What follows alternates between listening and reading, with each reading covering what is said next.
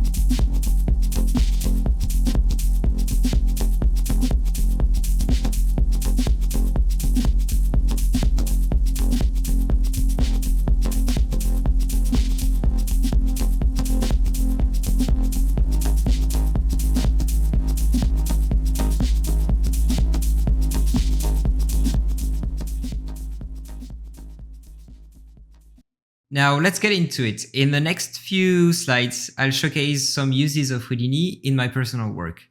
We'll have a look at generating fabric patterns, then some creative solutions for dealing with feathers, and then a little showcase of Houdini's hair solutions. For the code of this character, I've made a simple weave generator. So I'll play a short clip and then break down how the tool works.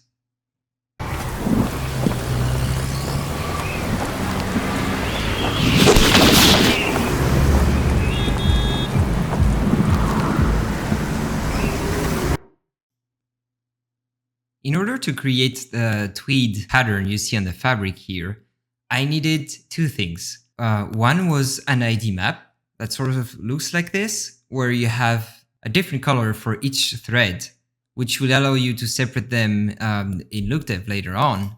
And also a displacement map that represents the curvature of each thread and their depth. So if they're going below or higher each another thread. And in order to do this, I've used Houdini to create this little tool, which basically allows you to create any type of weaving pattern based on pattern you can find that are used in garment making. So here's like a few examples where you can see there's this black and white encoding where, for example, you can say the white part is where the thread is going on top. And so I've replicated this here with a little Python UI you can pop up from the HDA. And here I can really quickly go in and just click on wherever I want them to turn black like this. And you can see the geometry is changing live. And this is really cool, really easy to use. And let me make something really simple here for demonstration purposes. And you can see it creates the necessary looping so that when I go from the camera that is generated by the HDA, it's perfectly aligned. It's ready to render and to get that ID map and depth map, which you can just do here with this render to disk button. And here you have the output straight from the tool, where you have the ID map generated from the threads and the depth map ready to use for LookDev. Now let's have a quick overview at how the feathers for this character were created and how some clever processes can make the grooming process easier in Houdini. So here we have the parrot inside of Houdini. And as you can see, every feather is made out of curves. And most of these feathers are actually instances, which makes it fairly light to work with. Let's just turn these feathers into a proxy geometry with the custom HDF I've made to make feathers. So I'm just going to switch it to proxy here, so the viewport is much faster. And let's look at some of these nodes. So the way the combing is done is actually very simplistic. This is using, I'm just going to turn off some of these nodes here so we can see better. The feather guide node is simply using a comb node that is combing the normals extracted from the mesh. And this is how I give the direction of all these splines and build the orientation of the feathers without having to worry about how a guide is going to be bent and how it may interpenetrate. And then if we look at the feathers on the head, for example, you can see there are a few feather modify nodes that I've made. And this is how I can control the look of it in an easier way. For example, this little spiky thing going on there is driven by this fall-off, custom fall-off node. And so if I move this around, it will change dynamically, which is really nice. It's like really easy this way to do something clean and stylized like this without having to spend a lot of time in the grooming phase. And here you can see it's driven by a few attributes here. So this is mainly using the puff attribute that is just pushing the feathers along their orientation. And to put it together and show how valuable it is to make your own nodes like this in your own systems, let's just do a really quick feather groom. So I've got my body emitter geometry, and the first node I'm going to need is the feather guide, which is just like for fur, going to generate guide curves like this. And I'm going to click on the comb button, and now I can just comb the feathers like this.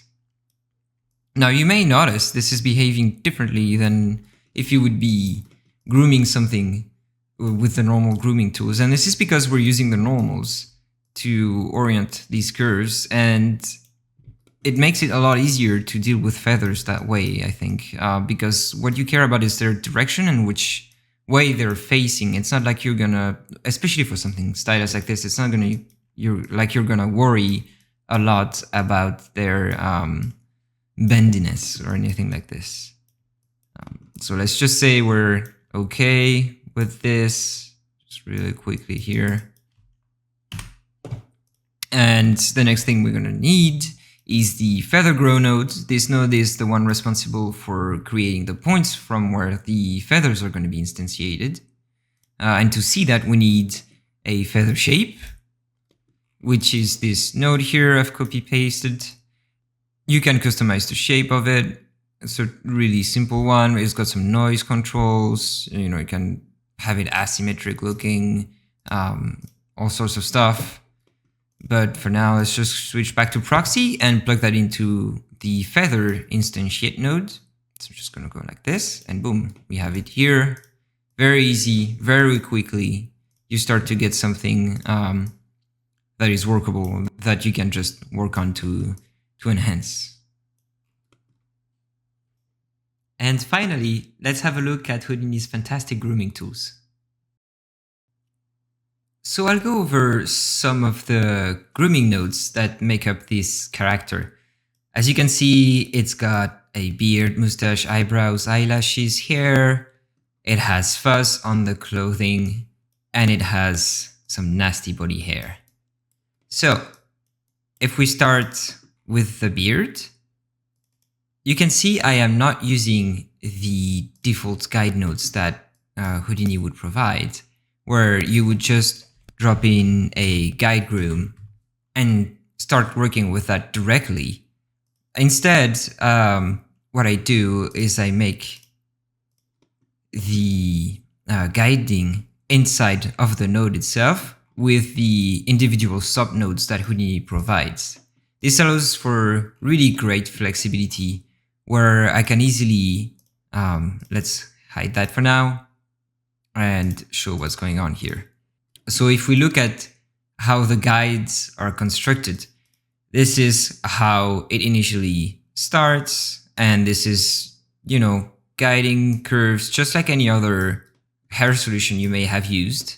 But then you have all the flexibility of being in Houdini and just dealing with normal curves. So I can just use the standard mirror node to mirror my guides across. And then I can drop in another guide node and just adjust to break symmetry, add a couple new strands to make it more natural, and keep going. And here I did some modifications I wasn't sure about, so I made them into another guide groom node, and I can easily flick back and forth between the two. And then I will transfer any attributes I need from the original skin, and this is what the output is going to be for the hair generation. If we go into the hair, you can see it's actually rather simple, but this is like a fairly good density here.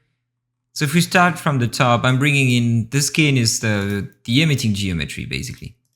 And I'm setting this density attribute to 0 because then I'm going to paint it. This is where, you know, you go in and let's hide everything. You go in and you paint where the emission is going to be. And this is, you know, really easy vertex paints. So what you tend to do for Houdini is you would pre-subdivide your model quite densely so that you have control over where you want them to grow. The next step is I'm going to take in the guides. I'm going to make sure they're all resampled to the same amount of points just for consistency. And assign these attributes to the guides and then do a first hair generation. These are the hair that you see in the final result. And on the side, I do a little other hair generation with different parameters and different blending influences, etc., to generate where I'm going to have my main clumps. And I just clump those initial hairs. So you can see it's before, after. Already you get something that's more interesting. And, you know, I felt like I want to have mini clumps everywhere. So I'm going to reclump again. And here I'm going to have some curling happening to get those like little tips flying off. And then it's just very classic stuff you would do for any hair solution, where you're going to set your length, randomize it a little bit, have some noise. You can have multiple ones, and add a little bit of a bend thing at the end to just really slowly bend the tips. So that's how a pretty much classic workflow for hair generation would work inside of Houdini. Something that's really fantastic with doing hair inside of Houdini is because of its procedural nature and how native the whole hair system is to Houdini. You can very easily reuse grooms that you do. So let's say I'm happy with what's going on for the shirt fuzz here, and I want to apply it to the pants. Instead of having to go through the trouble of setting up another hair system, copy the parameters, etc., I'm just able to go and copy and paste these nodes here.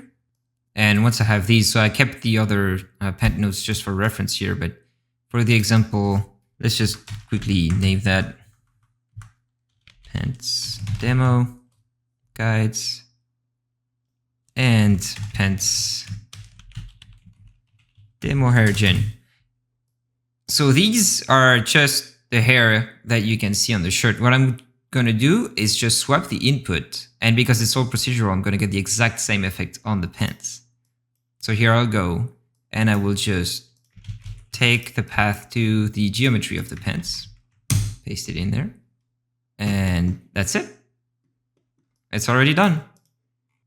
And it's able to work this easily because in the guide node, there's actually nothing that's guided by hand. It just uses a guide init node that will take the default generated guides here and orient them as if there was wind blowing from the top, which is what you see set up here. So if I would go and play with that value, you can see how that's changing the orientation. So this way I'm able to very quickly generate some default little fuzz hair. And because here everything is of course all procedural, there's nothing to do at all.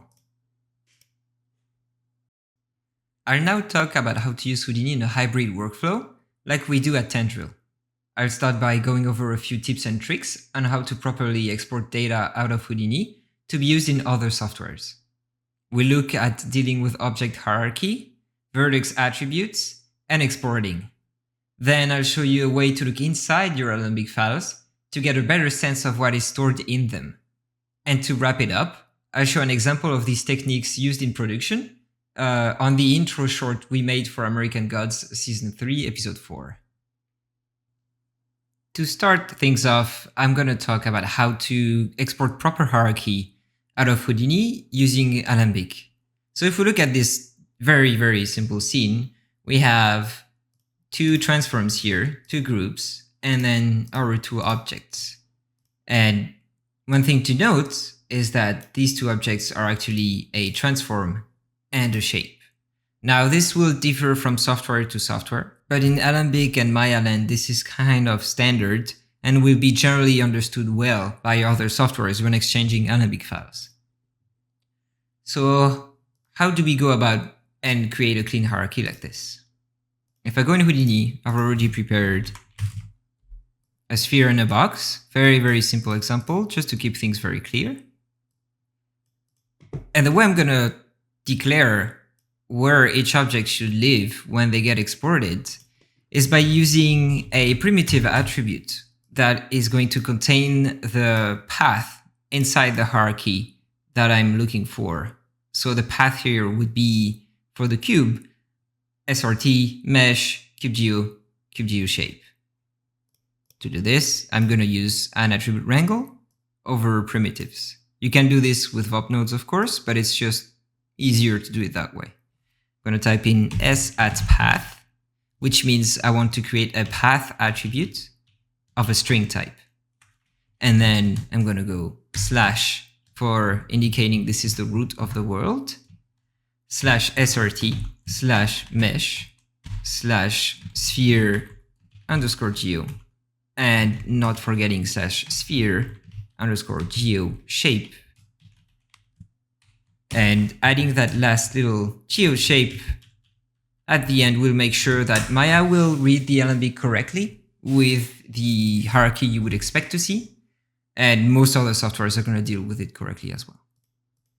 Now that we have this, I can duplicate that node and do the same thing with our cube.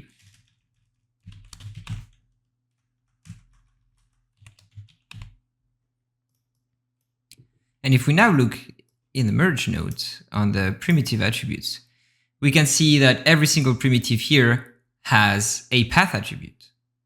It's also worthy to know that this would work with packed primitives as well. Now I am going to drop a rob Alembic output node, set its file path, and what I will want to do is click build hierarchy from attributes. And what this tells Alembic, the Alembic exporter to do is to use this path attribute, which is the same name as the one we created, to build the hierarchy inside the Alembic file. Now we could, of course, change that attribute name for whatever we would want to have. Let's export it and have a look at it in Maya. I'm going to create a new scene and reference in the Alembic. And here we go. We have the exact hierarchy we were expecting. Of course, this is a reference, so there is the namespace added here, but you have the two transforms, SRT and mesh, and then CubeGeo, which is a transform, and CubeGeo shape under it. Now, you may be wondering why we want to maintain a static hierarchy like this. And the reason why is, for example, in Maya, but also in many other softwares, when you reference Alembic, you can leverage this to update geometry. So let's say I send my Alembic to another artist, and another artist is going to start to do some work on it. Let's say he starts to add shaders to the objects. Let's add a couple of shaders here, and maybe that person is going to go and, start putting some other attributes. Maybe start to change, I don't know, the render stats, anything, Now, if I go back to Houdini, I can start iterating on the geometry. So let's say we're going to fracture the sphere. I got this little setup here. Just plug it in. And we have a fractured sphere. If we look at that fractured sphere, we have this path attribute that's at the end. So we are sure that every single piece there has the same path attribute. So what happens now if we export this again, let's say a new version, save to disk, switch back to Maya, and let's replace our Alembic reference with the new file we just exported. As you can see, even though the geometry itself has changed, because the hierarchy has been preserved, all the material assignments are there, as well as any attribute changes we made. Another troublesome topic is exporting attributes out of Houdini to be used in other softwares. So here we have a very default looking terrain, and then it has a few attributes. It has the CD attribute that we can see here, the color, and it has all of these other here, debris, sediment, etc. If we look at the debris attribute, it looks like this, for example. Now, if I would just export this, go here, so this is what we have, save it to disk, and load it into Maya, this is what I get. I get a mesh, but I don't get any colors at all. to fix this, if we start to focus first on the CD attribute, the issue here is that this attribute is living under the points and it needs to live under the vertices. It's a whole topic to explain the difference between both, but just so you know, most attributes you want to export need to live under the vertices for compatibility. The way we can do this is just simply using an attribute promote node, which I'm going to put here, CD from point to vertices. Save it again, look at it into Maya. Here we have it. We have our CD attribute nicely loaded. The other issue you may see here is that we're not getting any of these other attributes, the debris, sediments, etc. And the reason why that is because debris is a float attribute. Now, technically, the attribute is exported in the file, and I'll show later how you can inspect that data. But some softwares are unable to read float vertex data like this. So even if we would go and put debris under our vertices here, just like CD, export this again and reload, we won't see a difference. Same thing, no debris attribute. So what we need to do is convert debris to a vector attribute, just like CD is. One way to do this is to use the attribute create node. We'll go back to points because this is where we're working for now. Debris is here. I'm gonna say debris again, and you can see the values are all gone because we're just creating an attribute with the same name. To avoid this, we can just uncheck write values and we get back all our values. And we could just say, hey, let's make it a vector. So we get debris, X, Y, Z. We promote it to vertices, debris, X, Y, Z, and export. And we're like, hey, that's gonna work. But it won't. Here we just have CD. And the reason for that is you may notice the difference here with R, G, and B, and X, Y, and Z. And this is a way for Houdini to flag metadata on certain types of attributes. So if we look at putting a transform node after all this, and if we scale the object, you can see the debris value is actually scaling, which is not what we want. And this is because by saying, hey, we want to make a vector, Houdini interprets that as, oh, you want to make a vector in space. So it scales it appropriately. So to fix this, in the attribute create, I will set myself to float. I'll say I want 3 floats, but I want them to be a color. And if I now look again at my attributes, debris is R, G, and B. If I try to transform it again, it doesn't change. So let's export this.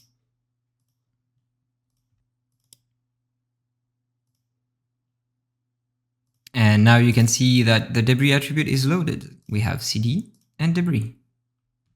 Just a quick tip, there's another way to do this.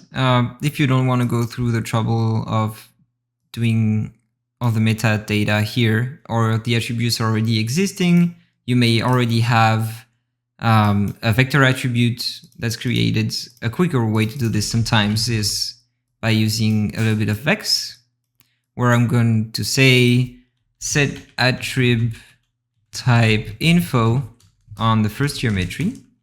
I'm working on the points at this stage of the graph. I want to influence the debris attribute, and I will set it to color. It does exactly the same as what the attribute create was doing. So if we look again here, we have debris, R, G, and B. There is one last thing I'd like to show because I haven't seen it used that much. For that demo, I'm going to, on purpose, mess up the debris attribute so that it is in the vertices, but it is XYZ. It's a different metadata. And I want to show you how different it's inside of the file and why other softwares may not see it, just like the CD attribute. So let's export this once more. And Houdini actually ships with the Alembic debugging executables. So there's this tool called ABC Echo that ships with Houdini. So if you open the shell, which is already set up with the Houdini environment, you can actually type ABC Echo, give it the file path to the Alembic file you just made. And if you press enter, it's going to show you all the contents of the Alembic. Now, what's really great about this is that this is actually using just the pure Alembic code without any interference from whatever software you're using. So you're seeing the true representation of everything that's in the Alembic. You can see here we have all our transform nodes, and you can see their transforms because it's name xform, xform, xform. And then our geoshape here, which is a geometry polymesh.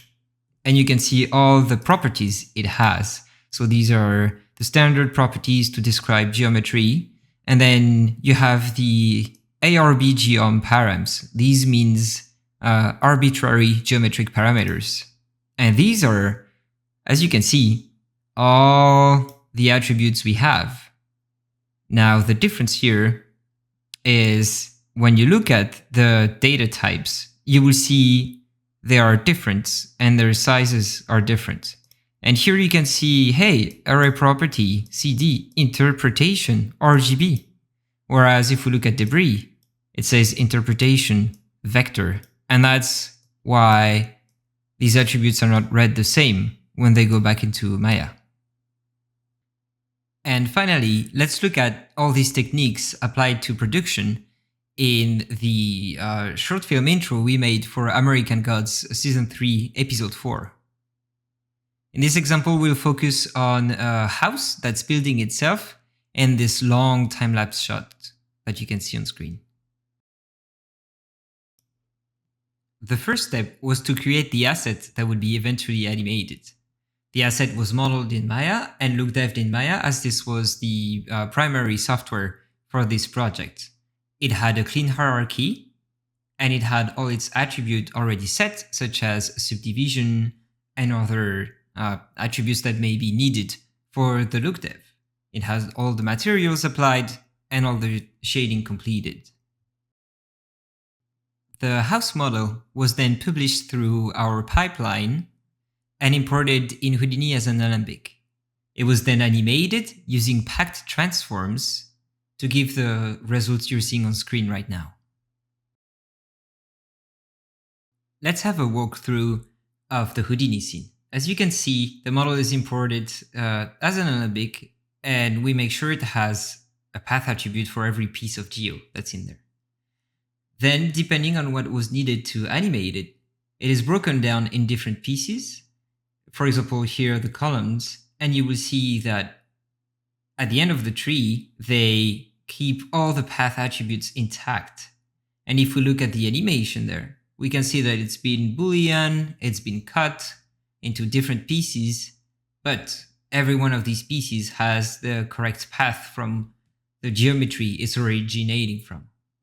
If we look at the tiles on the roof, they are broken down into each individual pieces, but we make sure that we keep all the path intact as well.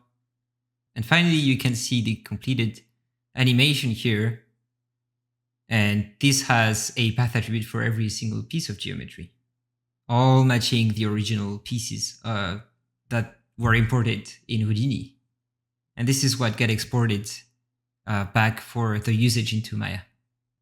Back inside of Maya, I will start by importing our lookDev asset with no animation. The pipeline will do its thing and apply all the shaders and attributes that are needed.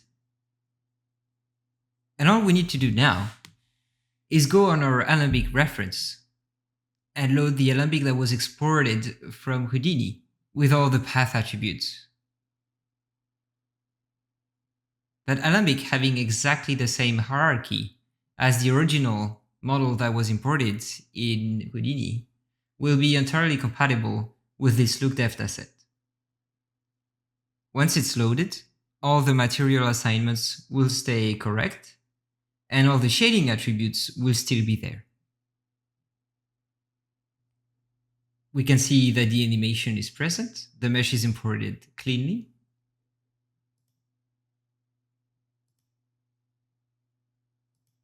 And if we double check our hierarchy, we can see it is totally intact, even though the mesh has been heavily modified inside of Houdini. And we can load up a render view here and check everything is there. You can see the house looks exactly as how it was when it was published.